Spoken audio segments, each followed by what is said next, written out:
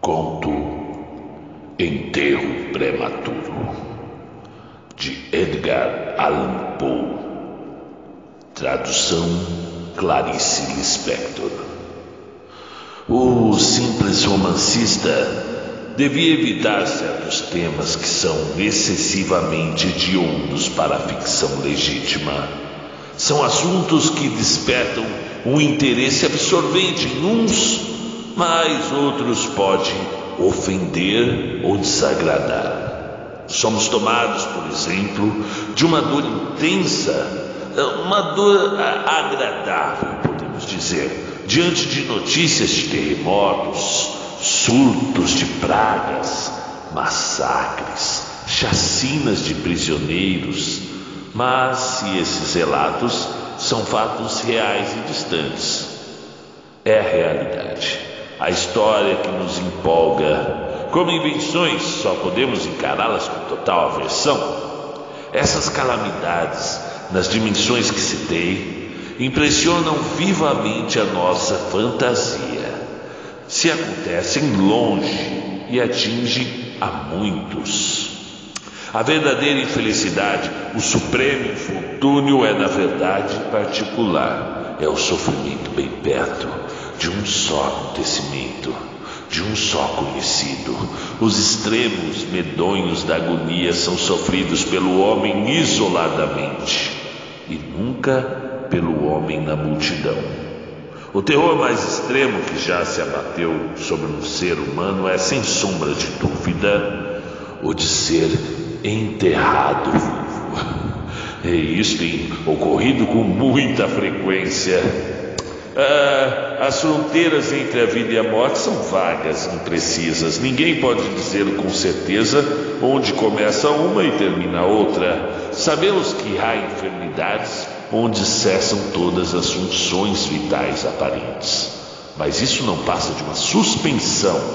Há pausas temporárias no incompreensível funcionamento dessa máquina, o nosso corpo. Depois de certo período, tudo volta a se movimentar e o mágico mecanismo recomeça o seu trabalho. Aqui eu lhe poderia narrar muitos e muitos casos de enterrados vivos, sepultamentos prematuros, pessoas que são enterradas numa posição, anos depois são encontradas em posição diferente. O leitor mesmo pode ter sido testemunha de algum caso assim, testemunha direta, ou ter ouvido contar ou lido nos noticiários cotidianos. E mesmo os médicos estão aí para provar que um grande número desses sepultamentos ocorreu realmente. Se interessassem, eu próprio lhes contaria agora uns 100 deles. Os mais estranhos, incríveis, variados. A narrativa, porém, ganharia aquele sabor que eu lhe falei no início e se tornaria depois cansativa, desinteressante. Talvez eu lhe desse apenas uma notícia, uma informação a mais, o que nada lhe acrescentaria à emoção, à fantasia. Mas eu posso lhes falar do horror que nos entra pelos ouvidos quando se ouve claramente a sentença: está morto. E as palavras "estou vivo" estouram na sua mente sem que possam ser ouvidas pelos outros. Posso lhes falar do horror da suspeita se está morto ou não e da condenação. Mais terrível que tudo, está morto. Na verdade, nada é tão terrível. A aflição do corpo e da mente, o enterro antes da morte, a insuportável compressão dos pulmões, as exalações sufocantes da terra úmida, a aderência e o abraço apertado do caixão estreito, a escuridão da noite absoluta, o silêncio, como um mar engolindo tudo, a presença invisível, mas contida do verme devorador, essas coisas, mais a lembrança do ar lá fora e da grama que logo está ali em cima. Os amigos queridos que correriam para nos salvar se soubessem da nossa situação, e a consciência de que nunca serão informados dela. O desespero que tudo isso leva ao coração faz recuar qualquer imaginação. Não sei de nada tão angustiante sobre a terra. Ninguém pode imaginar nada tão hediondo quanto os reinos do mais profundo inferno. E eu posso lhes contar uma coisa assim, com real e profundo interesse, porque o que tenho a contar agora é de meu próprio conhecimento, de minha própria experiência real e concreta. O meu caso não difere em nenhum ponto importante dos casos citados nos livros médicos. Por muitos anos fui propenso a ataques de um estranho mal a que os médicos chamam de catalepsia. Talvez por falta de uma denominação mais definida, as causas, os sintomas e mesmo o diagnóstico dessa doença ainda são um tanto misteriosos.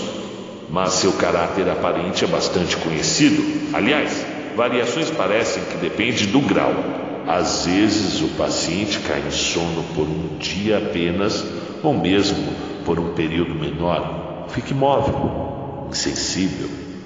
A pulsação do coração é quase imperceptível. Parecem alguns vestígios de calor e coloração nas faces. Com um espelho diante dos lábios, pode-se perceber um lento movimento, vacilante e irregular, dos pulmões. Depois a duração dessa síncope passa a ser de semana, depois meses, até que exames médicos minuciosos e testes rigorosos não mais conseguem estabelecer a diferença entre o estado da vítima e aquilo a que chamamos de morte absoluta. O infeliz se salva de um enterro prematuro pela suspeita dos amigos que lhe conhecem a situação. E também pela demora da decomposição. Os ataques vão se sucedendo, cada vez com a característica mais acentuada, e cada um mais demorado que o outro, de maior, muito maior duração. No meu caso, às vezes, sem causa aparente, mergulhava num estado de semissíncope, meio desfalecido, e assim permanecia, sem dor, incapaz de me mover, de pensar, com uma vaga consciência de vida e da presença daqueles que rodeavam meu leito. Isso até que a crise da doença me restituía completamente a sensibilidade. Outras vezes era um ataque rápido, impetuoso. Ficava doente, entorpecido, gelado, tonto. Caía então prostrado. Durante semanas tudo era vazio. A escuridão, o silêncio, o nada era meu universo, a anulação total. Daí saía depois, lentamente, exausto, numa lentidão igual à rapidez do ataque. E lentamente, com a mesma energia para mim, voltava a minha luz da alma. Apesar dos ataques, contudo, a minha saúde parecia boa. Não se notava que fosse em absoluto afetada pela minha doença principal. Apenas o meu sono parecia exagerado, e depois de sair do estado de torpor, não conseguia recuperar imediatamente o domínio completo dos meus sentidos. Permanecia por muitos minutos perplexo, confuso. Meu cérebro, a memória em especial, ficava num estado de completa inatividade. Em tudo isso, meu sofrimento maior não era físico, era uma infinita angústia moral.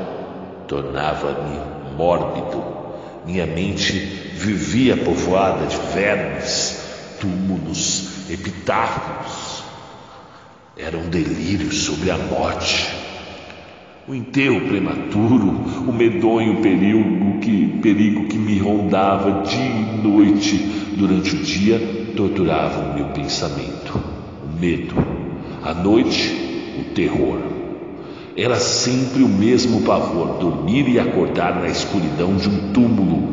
Meus curtos períodos de sono eram cheios de pesadelos, ia-me submerso no sono cataléptico. Ouvia vozes, sentia mãos geladas sacudindo-lhe pelos pulsos.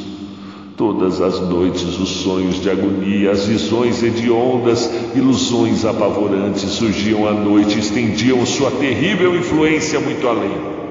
até minhas horas de vigília. Meus nervos se deliberaram. Então eu fui me tornando um constante pavor.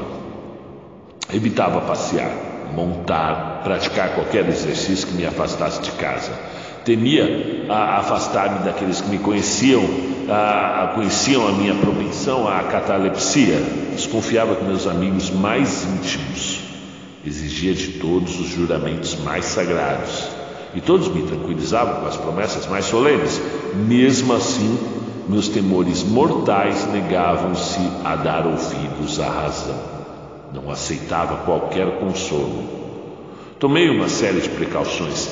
Reformei a galeria da família de forma a permitir que fosse facilmente aberta do interior. Uma pequena pressão sobre a alavanca longa que entrava pela tumba dentro bastava para que as folhas de ferro da porta se abrissem. Coloquei dispositivos para entrada de ar e luz e recipientes para água e alimento. Tudo ao alcance do caixão que me era destinado. Este era maciamente forrado e aquecido, guarnecido com molas de maneira a deixar-me em liberdade ao menor movimento. Além de tudo isso, havia suspenso do teto do túmulo um enorme sino cuja corda passava por um buraco no caixão para ser amarrada numa das mãos do cadáver. Agora sim, eu estava preparado, devidamente equipado para o perigo de ser sepultado vivo. Mas de que vale a vigilância do homem contra o destino implacável? Com tantas vezes já acontecera antes, um dia vi-me saindo de uma inconsciência total para uma primeira sensação imprecisa de existência. Como das outras tantas vezes, lentamente, com um topor de tartaruga, aproximava-se fraca a cinzenta aurora do dia da mente. Eu despertava, uma entorpecida inquietação, uma vaga sensação de dor, nenhuma preocupação, nem esperança, nem esforço, nada, como se estivesse nascendo. Depois, após um longo intervalo, um tilintar nos ouvidos, uma sensação de dormência, um leve formigamento nas extremidades, a sensação agradável de repouso, os sentimentos despertando, uma tentativa de pensamento, o primeiro esforço para lembrar-se, o ligeiro estremecimento de uma pálpebra e um choque elétrico de horror indefinido e mortal que lança o sangue das têmporas para o coração. Outro esforço para lembrar-se. Agora a memória recupera o seu domínio. Tomo conhecimento da minha situação. Sei que não estou acordado de um sono comum. Fora tomado de catalepsia. Finalmente o meu espírito é dominado por uma única ideia sinistra, central e mórbida. Perigo. Por alguns minutos a ideia tomou conta de mim. Permaneci imóvel. Não conseguia reunir coragem para mover-me. Não ousava nada, paralisado pelo medo do destino. Eu sabia, ele era inevitável. O desespero, apenas o desespero, impeliu-me, após longa hesitação, a mover-me em minhas pesadas pálpebras. Abri os olhos. Estava escuro, tudo muito escuro. Agora eu sabia que o ataque já passara, sabia que recuperara todas as minhas faculdades. Eu poderia ver e não enxergava. Por que eu não enxergava? Por quê? Porque estava tudo escuro. Era aquela intensa, negra e completa noite que dura para sempre. Tentei gritar. Meus lábios e minha língua ressecados moveram-se, mas nenhum som de voz saiu. Os pulmões pareciam oprimidos pelo peso de uma incomensurável montanha. Coração e pulmão arfavam, palpitavam, latejavam. Ao esforço de gritar, vi que os maxilares estavam amarrados, como sempre acontece com os mortos. Senti que repousava em alguma coisa dura, e os duros também eram os lados. Elevei os braços para cima do meu corpo e senti bater em uma sólida tampa de madeira que subia acima do meu rosto a pouca altura. Não havia mais dúvida. eu for encerrado no caixão.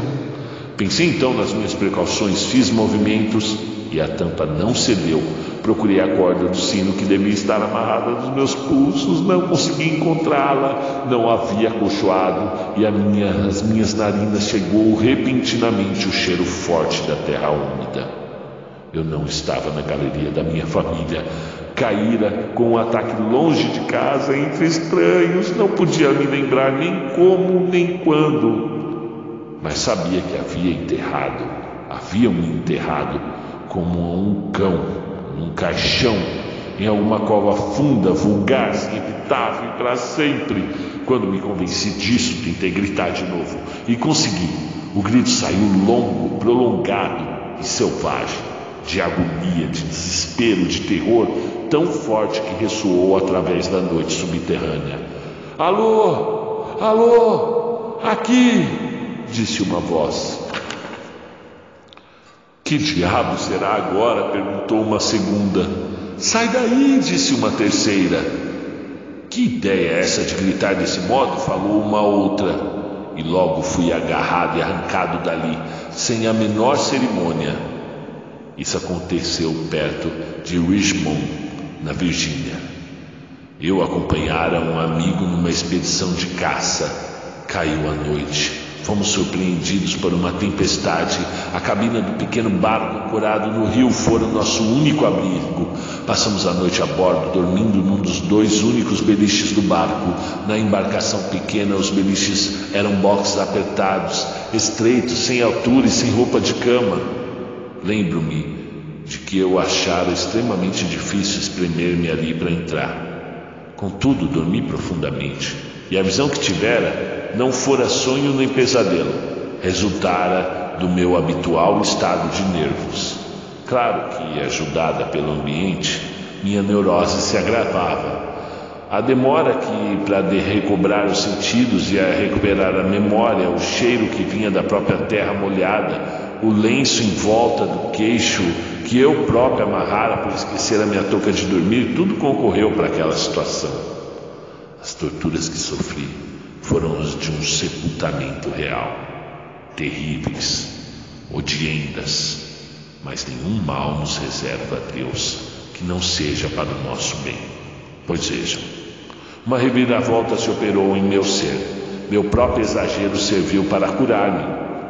Minha alma fortaleceu-se, viajei para o exterior, fiz exercícios ao ar livre, puro, respirei, acabei com todos os pensamentos mórbidos, desfiz-me dos meus livros de medicina, esqueci os passeios pelos cemitérios, acabei com os contos de fantasmas, como este, tornei-me um homem de novo, saudável, vivo, um verdadeiro homem, livre de apreensões de morte, medo, dúvida, doença. Até a catalepsia desapareceu da minha vida. Concluo que o mundo de nossa triste humanidade pode assumir muitas vezes a aparência de um inferno. Tudo depende da mente, da razão, da imaginação do homem.